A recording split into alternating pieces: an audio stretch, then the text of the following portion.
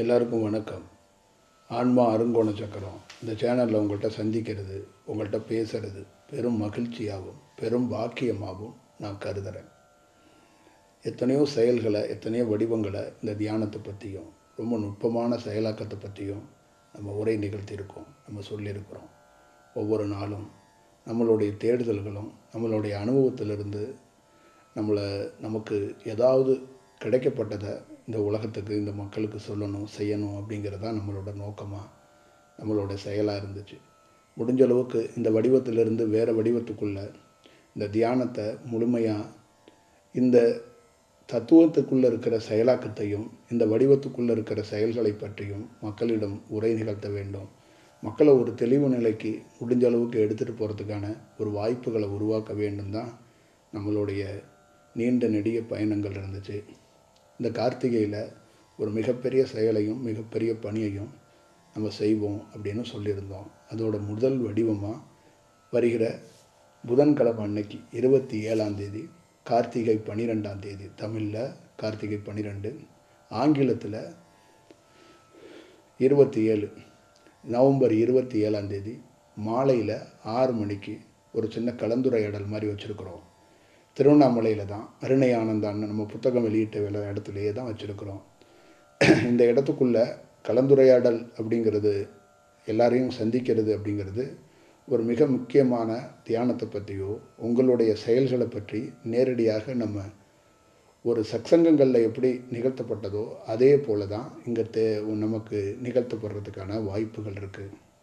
அது மட்டும் இல்லாமல் இந்த தியானம் இந்த அடிப்படையில் இந்த உலகம் முழுக்க ஒரு பெரிய செயலாக்கத்தையும் பெரிய சரித்திரத்தையும் இது உருவாக்க போகுது, ஒரு வடிவமாக மாறப்போகுது. நான் உங்களுக்கு என்ன மாதிரி பணி செய்ய போகிறேன், உங்களோட எப்படி பயணிக்க போகிறேங்கிறத தாண்டி இந்த பிரபஞ்சமே, இந்த ஹோல் யூனிவர்சலே, இந்த உலகத்துக்குள்ளேயே ஒரு பெரிய மாற்றம் நிகழப்போகிறது. இனி வரும் காலகட்டத்தில் ஒரு பெரிய செயலாக்கமும் பெரிய தாக்கமும் இந்த உலகத்துக்குள்ளே ஒரு செயல் நடக்கப் போகிறது. இந்த உலகம் தீமைக்குரிய செயலையும் தீமைக்குரிய செயலாக்கத்தையும் விடுபடுறதுக்கான நேரங்களும் காலங்களும் வந்துடுச்சு. எல்லா மக்களுக்கும் ஒரு சரியான முறையில் ஞானம் கிடைப்பதற்கும், சரியான முறையில் ஒரு தனி மனிதனுடைய பண்பும் ஒழுக்கமும் நேர்மையும் சரியான பாதையும் நடக்க வேண்டிய ஒரு சூழல்கள் உருவாகி இருக்கிறது தான் இது வெளிச்சமாக காட்டுகிறது. அந்த மாதிரி கார்த்திகை அந்த தினத்துக்குள்ள, அந்த செயலுக்குள்ள பெரும் வடிவமாக ஒரு பெரிய மாற்றம் நிகழப்போகிறது என்பதற்கு ஒரு வழிகாட்டியாக, ஒரு செயலாக அதை முன்னிறுத்தி தான் இந்த செயலாக்கத்தை தொடங்கணும் அப்படின்னு நான் நினைக்கிறேன். நான் செய்ய போகிற பணி என்பது பெரிய பணிகளை நான் செய்ய போகிறேன். அதை தாண்டி இந்த பிரபஞ்சமே ஒரு மிகப்பெரிய செயலாக்கமாக, பெரிய மாற்றமாக உருவாகப் போகிறது. அதனால தான் அந்த 27ஆம் தேதியை அந்த செயலாக்கமாக, அந்த வடிவத்திலிருந்து அந்த நாள், அந்த தேதியை குறிக்கப்பட்டிருக்கிறது. அந்த தேதியிலிருந்து ஒரு பெரிய மாற்றத்தை நிச்சயமாக இந்த உலகத்தில் வெவ்வேறு மூலைகளில், வெவ்வேறு நாடுகளில், வெவ்வேறு மதத்தில், வெவ்வேறு மொழிகளில் யார் இருந்தாலும் கண்டிப்பாக ஏதோ ஒரு வடிவத்துக்குள்ளே இந்த பிரபஞ்சத்துடைய செயலாக்கத்துக்குள்ளே ஒரு பெரிய மாற்றத்தையும் பெரிய செயலாக்கத்தையும் சந்திக்க போகிறாங்க. ஒரு பெரிய மாற்றங்கள் நிகழ தான் போகிறது. அது ஒரு பெரிய செயலாக இருக்கும். அந்த மாதிரி ஒரு செயலாக்கத்துக்குள்ளே உங்களை சந்திக்கணுங்கிறதுக்காக தான் ரொம்ப நாள் காத்திருந்தோம். அது இப்போது வந்திருக்கிறது. வள்ளலார் ஒரு நுட்பமாக தோன்றப்பட்ட ஒரு யோகி. அந்த நேரத்தில் காலம் சரியாக இல்லை, நேரம் சரியாக இல்லை. ஆனால் அந்த காலமும் நேரமும் சரியில்லைனாலும் உலகத்தை சமன்படுத்துறதுக்கு ஒருத்தர் வந்தே ஆகணும். அதுக்காகத்தான் வள்ளலாரை வர வைக்கப்பட்டது. அப்போ அவர் சூட்சமங்களில் இந்த உலகத்தை சமன் செய்வதற்காக, மக்கள் குலம் மேம்படுவதற்காக பெரும் பணியையும் பெரும் அயராத உழைப்பையும் கொடுத்தவர் தான் வள்ளலார். வள்ளலாருடைய உழைப்பும் வள்ளலாருடைய செயலும் பெரும் செயல். ஒரு யோகி தோற்றுவிக்கப்படுகிறார் என்றால் காலம் சரியில்லாதப்ப, நேரம் சரியில்லாதப்ப, மக்கள் வேறு திசையில் பயணிக்கும் போது ஒரு யோகியை உதாசனப்படுத்தலாம். ஒரு யோகி வந்திருக்கிறவர் அறியாமல் வாழலாம். ஒரு யோகி இருக்கிற இடத்துலையே மாமிசம் சாப்பிட்டுட்டு யோகியை பற்றி விமர்சனம் பண்ணலாம். எத்தனையோ கொடுமைகளும் எத்தனையோ செயல்கள் நடந்தாலும் அந்த பிரம்மாண்டமான யோகி என்னன்னா, தன்னுடைய வந்திருக்க பணி எதற்குன்னா, அவர்களுக்கே தெரியாமல் இந்த உலகத்தை சமன் செய்வதற்காக, இந்த உலகத்துக்குள்ளே ஒரு பெரும் பணிகளை செய்ய வேண்டும் என்பதற்காகத்தான் அவர் வந்தார். அந்த சமநிலை அன்று பண்ணவில்லைன்னா ஒவ்வொரு மனிதனும் வாழ்வதற்கே ரொம்ப கடினமாக இருந்திருக்கும். அந்த சமத்தை அவர் ஏற்படுத்தினார். அது மிகப்பெரிய செயலாக இருக்கிறது. இன்னொரு மிகப்பெரிய அனுபவத்தை பெற்று அந்த தியானத்துக்குள்ளே இருக்கிற வடிவமாக இருக்கிறவங்களுக்கு தான் ஒரு யோகி தோன்றினது எதற்கு, ஒரு யோகியோடைய பணி என்ன, ஒரு யோகியோடைய என்னென்ன மாதிரியெல்லாம் செயலாக்கத்தை செஞ்சுருக்கிறாங்க இந்த உலகத்துக்குங்கிறத நமக்கு தெரியும். அந்த செயல் வடிவத்துக்குள்ளேருந்து தான் அறிய முடியும். அந்த செயல் வடிவத்துக்குள்ளேருந்து தான் பார்த்தவன் என்ற முறையிலையும் அறிந்தவன் என்ற முறையிலையும் சொல்கிறேன். அதே போல் காலம் இப்போ வந்திருக்குது, நேரம் இப்போ வந்திருக்கு. பிரபஞ்சமே இந்த உலகம் முழுக்க பெரிய மாற்றத்தை சந்திக்கிறதுக்கான வாய்ப்புகள் இருக்குது. வன்முறை, கொடுமை, பெரிய பெரிய தப்புகள், பெரிய செயலெல்லாம் நடந்துக்கிட்டே இருக்குது. நம்மளை கேட்க யாரும் இல்லை. யார் கேட்டு போகிறாங்க? எங்கேருந்து கடவுள் வருவான்? என்ன செயலாக்கம் நடக்கும்? ஒவ்வொரு தனி மனிதனுக்குள்ளேயும் பெரிய பெரிய செயல் இருக்குது. ஒரு சாதாரண ரவுடிசத்தை ஆரம்பித்து பொது வாழ்க்கையில் இருக்கிற எத்தனையோ தலைவர்களை லட்சக்கணக்கான பேர் ஃபாலோ பண்ணலாம். இவர்களெல்லாம் பிரபஞ்சத்தால் கொண்டாடப்படுகிற நபர்களா அப்படின்னா நீங்களே பார்த்து கொள்ளணும். எல்லா மனிதனுக்குள்ளேயும் ஒரு கூட்டம் இருக்குது, எல்லாத்துக்கிட்டையும் ஒரு செயல் இருக்குது. ஆனால் இதெல்லாம் படைப்போட தத்துவத்துக்குள்ளே வேறு வடிவத்துக்குள்ளேருந்து இருக்கிற செயல். பிரபஞ்சம் என்பது, படைப்போட தத்துவம் என்பது எல்லாத்தையும் அரவணைத்து தர்மத்தோடு ஒரே வழியில் நடத்தணும்னு நினைக்கிற செயல்தான். இனி வரும் காலகட்டத்தில் இந்த மக்களோட திட்டம், மக்களுடைய செயல் எல்லாம் மாறப்போகுது. அவங்களுக்கே தெரியாது. இந்த செயலாக்கம், இந்த வடிவத்துக்குள்ளே இப்படி தான் இந்த உலகம் இயங்கும், இப்படி தான் நம்ம வாழ போகிறோன்னு திட்டம் தீட்டியிருப்பாங்கல்ல, அதெல்லாம் இனி நடக்காது. இனி அதுக்கான அந்த வாய்ப்புகள்லாம் இருக்காது. வரப்போகிற தேர்தலில் நம்ம இப்படி தான் யூகம் அமைப்போம், நம்ம இப்படி தான் வெற்றி பெறுவோம், காலங்காலமாக ஒன்று நம்ம வெற்றி பெறுவோம், இல்லை எதிரில் உள்ளவங்க வெற்றி பெறுவாங்கலாம் நினச்சிருப்பாங்கல்ல. இனி அப்படிலாம் நடக்காது. உங்கள் யூகம், உங்கள் செயல், உங்கள் வடிவம் எல்லாம் மாறப்படும். தேர்தல் நடக்கும், வாக்களிப்பாங்க மக்கள். ஆனால் நீங்கள் நினைக்கிற மாதிரி ரிசல்ட் இருக்காது. நீங்கள் நினைக்கிற மாதிரி உங்கள் கொள்கை, உங்கள் செயலாக்கம், உங்கள் பஞ்சாங்கமெல்லாம் பாடிக்கிட்டு இருந்தீங்கல்ல பல நாள், அதெல்லாம் இனி நமக்கு வேலைக்கு ஆகாது.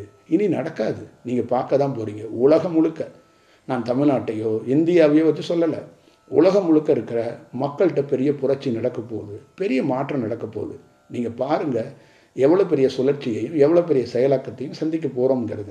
காற்று வடிவமாக இந்த பிரபஞ்சத்துடைய பேராற்றலில் மிகப்பெரிய நிகழ்வுகள் நிகழப்போகிறது. அந்த நிகழ்வுகள் நிச்சயமாக உலகத்தில் பெரிய மாற்றத்தை கண்டிப்பாக கொடுக்க போகுது. அப்போ இங்கு ஒரு தனி மனிதனாக நாம் சொல்வது, நாம் நாளைக்கு தீர்மானிக்கிறது அப்படிங்கிறத ஒரு தொழிலதிபரோ, ஒரு பெரிய தலைவரோ, பெரிய நாட்டுடைய அதிபரோ, இந்த உலகத்தில் இருக்கிற எந்தெந்த வியாபாரியோ தீர்மானித்த செயலெல்லாம் இனி வரும் காலகட்டத்தில் அப்படி இருக்காது. அப்படி இருக்கவும் போவதில்லை. இது எல்லாமே முற்றிலுமாக மாறப்போகிறது. இனி பேசுகின்ற மனிதனுக்கு வேலை குறைவு, பேசாத பிரபஞ்சத்துக்கு வேலை அதிகம். இது பிரபஞ்ச கையால் பிரபஞ்சத்துடைய காலம்னு சொல்லலாம், யோகிகளுடைய காலம்னு சொல்லலாம், ஞானத்துக்கான நேரம்னு சொல்லலாம். இது முழுமையான மாற்றத்துக்குரிய செயலாக இருக்கும். கசாப்பு கடை இருந்தால் கூட அவரும் ஏன் நம்ம தியானம் பண்ணக்கூடாது அப்படிங்கிற எண்ணத்தை ஏற்படுத்துறதுக்கான காலமாக இந்த காலம் வரும். கொலை பண்ணுறவன் கூட கத்தியை நம்ம ஏன் கையில் பிடிச்சோம் அப்படின்னு யோசிக்கிறதுக்கான காலம். கொள்ளடிக்கிற அரசியல்வாதி கூட, பெரிய பெரிய செயலில் இருக்கிறவனுக்கு கூட இவ்வளோ பணத்தை மூட்டை மூட்டையாக நாம் தான் சம்பாரிச்சோமா, எதுக்கு நம்ம இப்படி தான் நம்ம வாழ்கிறோமா, இப்படி தான் இத்தனை ஆண்டுகளமாக நம்ம இருந்திருக்காமா அப்படின்னு சிந்திக்கிறதுக்கான காலமும் நேரமும் அவர்களுக்கு அவர்களே சுய பரிசோதனை செய்யறதுக்கான காலம் வந்திருக்கு, நேரம் வந்திருக்கு. நாம் போய் அறிவுரை சொல்ல வேண்டாம், நாம் போய் அட்வைஸ் செய்ய வேண்டாம், நாம் போய் கொய்யாப்பழத்தையும் எலும்புச்சம்பழத்தையும் கொடுத்து மல்லிகைப்பூவும் கொடுத்து ஆசீர்வாதம் பண்ண வேண்டாம். இயற்கையாகவே அவங்க சுவாசிக்கிற சுவாசத்திலே பெரிய மாற்றம் வரப்போகுது, பெரிய செயல் நிகழப்போகிறது. அதனால் படித்தவர்கள், அறிஞர்கள், மேதைகள், பெரிய பெரிய ஒரு நாட்டுக்கு தேவையான எத்தனையோ பாதுகாப்பு வீரர்கள் எல்லாத்துக்குள்ளேயுமே பெரிய மாற்றமும் பெரிய செயலாக்கமும் உலகம் முழுக்க நிகழும். இந்த பெரிய மாற்றத்தை சந்திக்க போகிறோம். அதுக்கான ஒரு வடிவமும் அதுக்கான செயலும் பிறந்திருக்கு. காலம் நிச்சயமாக ஒரு பெரிய வேலையை செய்யும். காலம்ங்கிறது இந்த உலகத்தோடைய மொத்தமான கடவுள்னு நம்ம சொல்கிறது கண்ணுக்கே தெரியாத ஒரு பேராற்றலாக இருக்கிற சுழற்சி தான். அந்த சுழற்சி மிகப்பெரிய வேலையை செய்ய தொடங்கியிருக்கு. அந்த சுழற்சியோட வழிபாடு தான், அந்த சுழற்சியோட செயல் தான் என்னுடைய செயலாக்கம் கூட சொல்லலாம். நான் ஒரு சாதாரண எளிய கிராமத்தில் பிறந்த ஒரு மனிதன். எனக்குள்ள இவ்வளோ பெரிய மாற்றம் என்பதும் இவ்வளோ பெரிய செயல் என்பதும் என்னுடைய உழைப்பு, என்னை சார்ந்தவர்கள், நான் போன பாதை, அதெல்லாம் இல்லை. இந்த பிரபஞ்சத்துடைய செயல், காலத்தோட செயல். என்னை பொறுத்தளவுக்கு காலத்தால் பிரபஞ்சத்தால் உருவாக்கப்பட்டவன். காலமும் பிரபஞ்சமும் இல்லை என்றால் நானும் எங்கேயோ ஒரு இடத்தில் கடந்திருப்பேன். இந்த மாற்றத்துக்கு முக்கியமாக காரணம் என் போன்ற நிறைய நபர்கள் மாறப்படுவதற்கும் இந்த காலத்தால் மிகப்பெரிய செயலாக்கத்தை உருவாக்கப்படணுங்கிறதுக்காகத்தான் இந்த செயலாக, இந்த வடிவமாக நான் பார்க்குறேன். கார்த்திகை மாதத்திலிருந்து இந்த உலகம் முழுக்க ஒரு பெரிய செயல் நடக்கும். நம்ம பணி செய்ய போகிறோம், நம்ம வேலை செய்ய போகிறோம். மக்களுக்காக எல்லா நேரத்துக்குள்ளேயும் எல்லா விதமான வடிவத்துக்குள்ளேயும் எந்தெந்த மாதிரியெல்லாம் மக்களுக்கு நம்ம வேலை செய்யணும், என்னென்ன மாதிரியெல்லாம் செயலாக்கம் செய்ய போகிறோங்கிறது ஒரு வடிவம் இருக்கிறது. அந்த வடிவத்தை நம்ம செய்ய போகிறோம். அதை தாண்டி இந்த பிரபஞ்சமே ஒரு வேலை செய்ய போகுது. சூட்சமத்தில் எல்லா தேசங்கள்லையும் எல்லா நாடுகள்லையும் மக்கள் நிச்சயமாக ஒரு மாற்றத்தை சந்திக்க போகிறாங்க. இது பேச்சுக்காக சொல்லலை, நிச்சயமாக நீங்கள் பார்க்க தான் போகிறீங்க. கண்டிப்பாக இந்த உலகம் முழுக்க பெரிய மாற்றத்தை சந்தித்தே தீர போகிறாங்க. அதை பார்த்துக்கங்க. வள்ளலார் ஒரு முக்கியமான யோகி. அவர் ஒரு கொடி ஏற்றினார். அந்த கொடியோட செயல் என்ன என்று கேட்டார். எத்தனையோ கட்சி தலைவர்கள் கொடி ஏற்றிருக்காங்க. நம் தேசத்தில் கொடி ஏற்றுறோம், எல்லா தேசத்துலையும் கொடி ஏற்றுறோம். இந்த உலகம் முழுக்க எல்லா நாடுகளுக்கும் ஒரு கொடி இருக்குது. எல்லா செயலும் எல்லா வடிவத்துக்குள்ளேயும் நீங்கள் பல்வேறுபட்ட கொடிகளை பார்த்துருப்பீங்க. உலகத்திலே அதிக கொடி இருக்கிற இடம் எங்கன்னு கேட்டிங்கன்னா தமிழ்நாடாக இருக்கும். உலகத்திலே அதிக கட்சி இருக்கிற இடம்னு கேட்டிங்கன்னா தமிழ்நாடாக கூட இருக்கலாம். தமிழ்நாட்டில் டெய்லியும் ஒரு கட்சி ஆரம்பிக்கிறதுக்கு கூட ஒரு அவசியம் இருக்குது, ஒரு வேலை நடந்துக்கிட்டு இருக்குது. அதை பற்றி நம்ம குறை சொல்ல வேண்டாம். இவ்வளோ கொடிகள் இவ்வளோ செயலாக்கங்கள் ஏற்றப்பட்டிருக்கலாம். ஆனால் வள்ளலார் கொடி ஏற்றினது, வள்ளலார் கொடியை அந்த கொடி கம்பத்திலிருந்து ஒரு கொடியை அசைத்து வைத்ததும் கொடியை மேலே பறக்க விட்டதற்கு முக்கியமான காரணம் அந்த கொடியாக இருக்கிறது 2 கயிறும் என்னுடைய அந்த நாடியாக, என்னுடைய அந்த கம்பமாக இருக்கிறது என்னுடைய முதுகுத்தண்டில் இருக்கிற அந்த எலும்பாக, இந்த கொடியாக பறக்கிறது நெற்றிக்கண்ணாக இருக்கிற அந்த ஜோதியாக, அந்த வடிவமாக இந்த உலகம் பட்டொளி வீசி பறப்பதற்கு ஞானத்துக்குரியவனாக நான் வந்திருக்கிறேன். இந்த உலகம் மிகப்பெரிய மாற்றத்தையும் மிகப்பெரிய செயலாக்கத்தையும் உருவாக்கும் என்ற அந்த அடிப்படையில் தான் ஒரு யோகி கொடியை ஏற்றுகிறான். தன்னை பரப்புவதற்கோ மதத்தை பரப்புவதற்கோ சித்தாந்தம் பேசுவதற்கோ கடவுள்தான் பெரியாள் என்று எப்பொழுதும் ஒரு பிரபஞ்ச பேராற்றல் பெற்றவன் பேச மாட்டான். பிரபஞ்சத்தில் கூடிய பேராற்றலுக்குரியவன் கடவுளை கண்டவன் கடவுளை புகழ்வதோ கடவுளை இகழ்வதோ கடவுளை பரப்புவதோ செய்ய மாட்டான். இதை பிரபஞ்சத்தை காணாதவன் தான் கடவுளை புகழ்வதோ கடவுளை இகழ்வதோ பிரபஞ்சத்தை பற்றி வெவ்வேறு மாதிரி பேசுவதோ சில செயலாக்கத்தை தெரிஞ்சோ தெரியாமலோ சொல்லிக்கொண்டே இருப்பான். பிரபஞ்சத்தை அறிந்தவன் களத்தில் மிக நுட்பமாக தன் அடைந்த நிலையையும் தன் அடைந்த செயலாக்கத்தையும் நுட்பமாக துல்லியமாக மக்களிடம் எடுத்து கொடுவான். அவன் அழிந்தாலும் அவன் போனாலும் அழிவு என்பது அவனுக்கு இல்லை. அவன் தன்னையே தான் எப்படி தோற்றி வைக்கப்பட்டானோ அதுபோல் காலத்தை அறிந்ததினால் தன் தோற்றத்தை அவனே கலைத்து கொள்வான். அந்த செயலாக்கம் கலைக்கப்பட்டாலும் அவன் உருவம் இல்லாமல் இருந்தாலும் அவன் நிஜமாக பிரபஞ்ச பேராற்றலாக ஒரு ஏக்கமாக இருந்து கொண்டு இந்த உலகத்துக்கு பல்வேறுபட்ட செயலாக்கத்தை செய்வதற்கான ஒரு பணியை செய்வான். அவன் வந்து போனதற்கான மிகப்பெரிய அடையாளத்தையும் மிகப்பெரிய செயலாக்கத்தையும் ஒரு யோகி விட்டு கொண்டு போவான். அது போன்ற ஒரு செயல்தான் ஒரு வடிவம்தான் இந்த உலகத்தில் இருக்கிறது. அது போன்ற அதே மாதிரி வருகிற நவம்பர் 27 நாமும் ஒரு கொடி ஏற்றுகிறோம். அந்த கொடி ஆன்மா அருங்கோண சக்கரத்துக்குரிய கொடியாக இருக்கும். மாலை 6 மணிக்கு நம்ம இருக்கிற இடம்தான், நம்மக்கிட்ட சொந்த இடம் கூட ஒரு இடத்தை நம்ம பார்த்து ஒரு சின்னோண்டு செயல் கூட செஞ்சிடலான்னு பார்த்தா லட்சக்கணக்காக கோடிக்கணக்காக திருவண்ணாமலையில் ஒரு இடம் ஒரு சின்ன இடத்த வாங்கிறதுக்கான வாய்ப்புகளை கூட உருவாக்க முடியலை. நம்ம மடம் அமைக்கணும் நம்ம செயல் செய்யணும் அப்படிங்கிறதுலாம் இல்லை. அங்கே ஒரு 10 மரங்களை வச்சு அந்த மரங்கள் வசிக்கிறதுக்கான ஒரு இடத்த கூட உருவாக்கிடுவோம்னு நினச்சா கூட அதுக்கு ஒரு வேறு ஒரு வடிவத்துக்குள்ளே வேறு ஒரு செயலாக இருக்குது. இதை பற்றி நம்ம யோசிக்க வேண்டாம், கவலைப்பட வேண்டாம், அது தேவையும் இல்லை.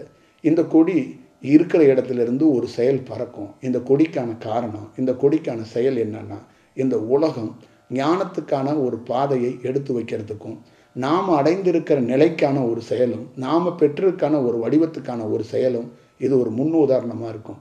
மகா தீபம் கார்த்திகை தீபம் திருவண்ணாமலையில் ஏற்றுவதற்கு முன்னாடியே நாம் இந்த கொடியை ஏற்றுக்கிறோம். இந்த கொடி இந்த உலகத்துக்கு மிகப்பெரிய சரித்திரமான மிகப்பெரிய ஒரு செயலையும் ஒரு மெசேஜையும் நிச்சயமாக கொடுக்கும். ஒரு சூட்சமத்திலேயோ நேரடியாகவோ இந்த பணி மிக தீவிரமாக இருக்கும். இது ஒரு சாதாரணமாக வழக்கமாக 10 பேர் கூடி கலைகின்ற ஒரு செயலாக ஒரு வடிவமாக இருக்காது. இது மிகப்பெரிய ஒரு மாற்றத்தையும் மிகப்பெரிய ஒரு தாக்கத்தையும் ஏற்படுத்துகிற ஒரு செயலாக இருக்கும். இந்த கொடிங்கிறது மிக சாதாரண செயல் கிடையாது. இந்த பிரபஞ்சத்துடைய மிகப்பெரிய சக்தி வாய்ந்த ஒரு தொடர்புக்குரிய ஒரு செயலாக இது இருக்கும். இது இந்த உலகத்துக்கு சொல்ல போகிற மிகப்பெரிய ஒரு செயலை சொல்கிறது. ஞானத்துக்கான நேரமும் காலமும் வந்துவிட்டது. ஞானம் என்பது இந்த உலகத்தில் தீர்மானிக்கப்பட்டே தீர வேண்டும். ஒரு தனி மனிதன் நிச்சயமாக தவம் செய்வான். ஒரு தனி மனிதன் தவத்தை நோக்கி போவான். 500 வீடுகள் ஒரு கிராமத்தில் வசித்தால் நிச்சயமாக அந்த 500 வீடுகளிலும் சார்ந்தவர்கள் எல்லோரும் தவம் செய்யக்கூடிய காலமாக நேரமாக மாறத் தொடங்கப் போகிறது. அவர்கள் தெரிஞ்சோ தெரியாமலோ இந்த வேலையை செய்வார்கள். ஒரு காலகட்டத்தில் நம்மக்கிட்ட ஃபோனு கிடையாது, லேண்ட்லைன் ஃபோனு தான். லேண்ட்லைன் வந்ததுக்கப்புறம் செல்ஃபோன், செல்ஃபோன் வந்ததுக்கப்புறம் ஆண்ட்ராய்டு ஃபோன். ஆண்ட்ராய்டு ஃபோன் வந்ததுக்கப்புறம் இன்றைக்கி என்னென்னமோ ஒரு உலகத்துக்குள்ளே இருந்துச்சு. ஆனால் கிராமத்தில் படிக்க தெரியாதவன், எழுத தெரியாதவன், ஃபோனை எப்படி யூஸ் பண்ணணும்னு தெரியாதவன் கையில் கூட இன்றைக்கி விலை உயர்ந்த ஃபோன் இருக்கிறது. காலத்துக்கு ஏற்ற மாதிரி, சூழலுக்கு ஏற்ற மாதிரி ஒரு டெக்னாலஜியோட எப்படி ஒருத்தன் ஒன்றி கொண்டானோ, எப்படி ஒருத்தன் போய் கையாளுக்கிறது கற்றுக்கிட்டானோ, அதே மாதிரி தான் இந்த ஞானம். தவத்தை பற்றியோ, இந்த செயலை பற்றியோ, இந்த வடிவத்தை பற்றியோ தெரியாது. அவங்க கட்டாயமெல்லாம் தேவையெல்லாம் கிடையாது. ஆனால் அவனுக்கே அறியாமல் அவன் தவம் செய்வான். அந்த செயல் நடக்கும். ஊருக்குள்ளே திடீர்னு ஒரு மாற்றத்தில் சில வீடுகள் தவம் செய்கிறாங்க. ஏன் நம்ம செய்யக்கூடாது? நம்ம ஏன் இந்த பாதையில் போகக்கூடாதுன்னு அவன் கட்டாயமாக இந்த செயலை செய்வான். ஒரு காலகட்டத்தில் அரி பெருசா சிவன் பெருசான்னு சண்டை போட்டுக்கிட்டாங்க. ஒரு காலகட்டத்தில் பல நாடுகளுக்குள்ளே சண்டை போட்டுக்கிட்டாங்க. பல தேசத்தில் மதத்துக்குரிய சண்டை போட்டுக்கிட்டாங்க. பல ஊர்களில் இன்றைக்கி தமிழ்நாட்டில் ஜாதி ரீதியாக சண்டை போட்டுக்கிட்டு இருக்காங்க. இதுக்கெல்லாம் காரணம் மனிதர்களோட வன்மம்னு நீங்கள் நினைக்கலாம். காலத்தோட சுழற்சி, காலத்தோட செயல். ஒரு மனிதனுக்கு கோபம் வர்றது, ஒரு மனிதனுக்கு எரிச்சல் வர்றது, ஒரு மனிதன் தவறாக பேசுறது, ஒரு மனிதன் அன்பாக பேசுகிறதெல்லாம் கால சுழற்சியில் அவன் சுவாசிக்கிற காற்று தன்மையில் அவன் பிறப்போட செயலிலிருந்து தான் உருவாக்கப்படுகிறது. அது மாதிரி தான் ஒவ்வொரு வடிவமும் ஒரு செயல் இருக்கும். ஒரு தேசம் அமைதியாக இருக்கிறதும், ஒரு தேசம் பொங்குறதும், ஒரு தேசம் அழிகிறதும் கால சுழற்சியிலிருந்து தான் நடக்கப்படுகிறது. அதே போல தான் இந்த ஞானம் என்பதும் யாருக்குமே தெரியாமலே அறியாமலே ஏன் தவம் செய்ய போகிறோம்னு தெரியாமல் கூட தவம் செய்வாங்க. அதுக்கான காலமும் அதுக்கான நேரமும் வந்துடுச்சு. அதுக்கான ஒரு அடையாளத்தை தான், அதுக்கான ஒரு அறிகுறியை தான் இந்த ஆன்மா அருங்கோண சக்கரங்கிற வடிவத்துக்குள்ள ஒரு கொடி அன்று மாலை 6 மணிக்கு ஏற்றப்படும். அதற்கு அப்புறம் கலந்துரையாடல் மக்களோட ஒரு செயலாக்கமாக நம்மளோடு பயணிக்கிறவங்க இருப்பாங்க. நிச்சயமாக நான் உங்களோட சொல்கிறேன், என்னோட பயணிக்கிற அந்த நாள், என்னோட நீங்கள் பயணித்து கொண்டு இருக்கிற செயல் முக்கியமாக உங்கள் வாழ்க்கையில் என்னைக்காவது, இன்னைக்கு கிடையாது, ஒரு சரித்திரத்தில் பல ஜென்மங்கள் கழித்து பல யுகங்கள் கழித்து கூட இந்த அடுத்த தலைமுறைக்குள்ளே வர்ற மக்களுக்கு நீங்களும் ஒரு அடையாளமாக, நீங்களும் ஒரு இன்ஸ்பிரேஷனாக, நீங்களும் பல பேத்துக்கு ஒரு வழிகாட்டியாக, நீங்களும் இதுபோல் ஒரு செயலுக்குள்ளே ஒரு வடிவத்துக்குள்ளே ஒருத்தரோடு பயணிச்சிருக்கீங்கிற வரலாறாக இருப்பீங்கிறதுல எந்த மாற்றமும் இல்லை. நமக்குள்ளே இருக்கின்ற ஒரே ஒரு செயலும் ஒரே ஒரு தேடுதலும், நீங்கள் உங்களை உணர்ந்துக்கிட்டு ஒரு வேலை செய்யணும். தியானம் என்பதோ, ஒரு செயல் என்பதோ, ஒரு வடிவம் என்பதோ, ஒரு தனி மனிதன் தன்னை உணர்ந்து கொண்டு புரிதலோட ஒரு வேலை செய்யணுங்கிறது தான் இதோட நோக்கம். கடவுள், மதம், ஜாதி, மொழி இது எல்லாத்துக்கும் அப்பாற்பட்டது தான் தவம். தவம் என்பது உருவம் இல்லை. தவம் என்பது ஒரு பேர் சக்தியை, பேர் செயலை, ஒரு இயக்கத்தை உணர்வுபூர்வமாக உணர்ந்து கொள்கிற செயல். நம்மளுடைய சுவாச காற்று தான் நமக்கு எல்லாமேவாகவும் இருக்கிறது. அந்த காற்றுக்குள்ளே இருக்கின்ற அந்த சக்தி வடிவத்தை, அந்த செயல் வடிவத்தை ஒருத்தன் அறிஞ்சிக்கிறதுக்கு வாய்ப்பை உருவாக்கணும். நம்மளை வாழ வைக்கிறது, நம்மளை கொண்டாடுறது, நம்ம இவ்வளோ பெரிய சாதனைக்கு சொந்தக்காரனாக இருக்கிறது நம்மளுடைய சுவாச காற்று. இந்த சுவாச காற்றுக்குள்ளே எவ்வளோ பெரிய செயல் இருக்குங்கிறத ஒரு தனி மனிதனும் தெரிஞ்சு கொள்ளணும். இந்த சுவாச காற்று இல்லைன்னா ஒவ்வொரு மனிதனும் இல்லை. அப்போ ஒரு மனிதனுடைய பிரதானம் இந்த கட்சி, அந்த கட்சி, இந்த தலைவர், அந்த செயல், இந்த திட்டம், இந்த ப்ராடக்ட்டு, இந்த சாப்பாடு, அதெல்லாம் தாண்டி ஒரு தனி மனிதன் இங்கே உயிர் வாழ்வதற்கு இந்த சுவாச காற்றே மையம். அந்த சுவாச காற்றை மதிக்கிறதுக்கும், அந்த சுவாச காற்றை வணங்குறதுக்கும், அந்த சுவாச காற்றுக்குள்ள ஒருத்தர் மிகப்பெரிய ஒரு செயலாக்கத்தை செஞ்சு கொள்றதுக்கான காலம் அதுதான். தியானம் என்பது சுவாச காற்றை ஒழுங்குபடுத்துவதும், சுவாச காற்றை செயல்படுத்தி பண்ணுவதும், சுவாச காற்றை வணங்குவதும், சுவாச காற்றுக்கு ஒரு மிகப்பெரிய முக்கியத்துவம் அளிப்பதும். காற்றுனால தான் இந்த உலகம் இயங்குகிறது. ஒரு செயல் வடிவம் இருக்குது காற்றுக்குள்ள, கண்ணுக்கே தெரியாத மிக சக்தி வாய்ந்த, மிக அழுத்தமான, மிக செயலாக்கத்துக்குரிய ஒரு பேராற்றல் இருக்குங்கிறத ஒவ்வொரு தனி மனிதனும் தெரிஞ்சு கொள்ள வேண்டும். இங்கே படைக்கப்பட்டிருக்கின்ற அனைத்து உயிர்களும் இந்த காற்று வடிவத்தில், இந்த இயற்கை என்ற பேராற்றலுக்குள்ளே தான் இருக்குது. ஒரு உயிரை இன்னொரு உயிர் கொள்ளக்கூடாது அப்படிங்கிற நிலை மாறும். நீங்கள் காடுகளில், மலைகளுக்கெல்லாம் போயிருப்பீங்க. ஒரு விலங்கு இன்னொரு விலங்கு அடித்து சாப்பிடும். காலப்போக்கில் பாருங்கள், பார்க்க தான் போகிறீங்க. ஒரு விலங்கு இன்னொரு விலங்கு அடிக்குதா, அடிக்கலையா, சாப்பிட போகுதா, அது உணவுக்காக என்ன பண்ண போகுதுங்கிறத பார்க்க தான் போகிறீங்க. ஒரு பசிக்காக ஒரு மனிதன் ஓடுவதும் போராடுவதும் சுவாசத்தால் நிகழ்கிறது. அதே சுவாசம் பசியே இல்லாமல் கூட ஒருத்தனை மாற்றி விட்டு போயிடலாம். அந்த வேறு வடிவத்துக்குள்ளே ஆக்கிடலாம். நீங்கள் நினைக்கிற காமம், நீங்கள் நினைக்கிற ஆசை, நீங்கள் நினைக்கிற கொள்கை, நீங்கள் நினைக்கிற சத்தியம், நீங்கள் நினைக்கிற கோட்பாடு, இது எல்லாமே காற்று தன்மையிலே தான் ஒரு மனிதனுடைய முழு வடிவமும் இருக்குது. அந்த காற்றோட செயல் கரெக்டான வடிவத்துக்குள்ளே இருந்தால் அவன் முற்றிலும் துறந்த ஒரு முனிவனாக கூட நிற்க முடியும். காற்றுனால தான் இந்த உலகத்தை வசப்படுத்த முடியும். அந்த வசப்படுத்துகின்ற செயலுக்குள்ள காற்றை வணங்குவதற்கான வேலையை ஒவ்வொரு தனி மனிதனும் உலகம் முழுக்க செய்வான். அவனுடைய மூக்கு துவாரத்துக்குள்ளே போகின்ற சுவாசத்தை கடவுளாக மிக உண்மையாக நேசிக்க தொடங்குவான். நிச்சயமாக அவனுக்கே தெரியும் ஒரு காலகட்டத்துக்குள்ளே மதமோ ஜாதியோ மொழியோ அதுக்குள்ளே அவன் அடப்பட மாட்டான். இது ஒரு தனி வழிங்கிறத தெரிஞ்சு கொள்வான். நீங்கள் பார்த்து கொள்ளுங்கள். நவம்பர் 27 வாய்ப்பு இருந்த 6 மணிக்கு உங்களோட இந்த தியானத்தை பற்றியோ பிற செயல்களை பற்றியோ கலந்துரையாடல் பண்ணுவோம். அன்னைக்கு ஒரு செயலாக்கமாக ஒரு கார்த்திகை மிகப்பெரிய செயலோடு ஒரு தொடக்கத்தை தொடங்குவோம். அதற்கப்புறம் அடுத்தடுத்த செயலாக்கத்துக்குள்ளே நாம் என்ன பணி செய்ய போகிறோம், எப்படி செய்ய போகிறோம் என்பதை 27க்கு அப்புறம் வருகிற காணொளிகளில் உங்கள் ஊரில் சந்திக்கிறேன்னா இல்லை வெளியில் எப்படி சந்திக்க போகிறோம், எப்படி அடுத்தடுத்த வேலைகளை செய்ய போகிறோம் என்பதை சொல்கிறேன். நன்றி, வணக்கம்.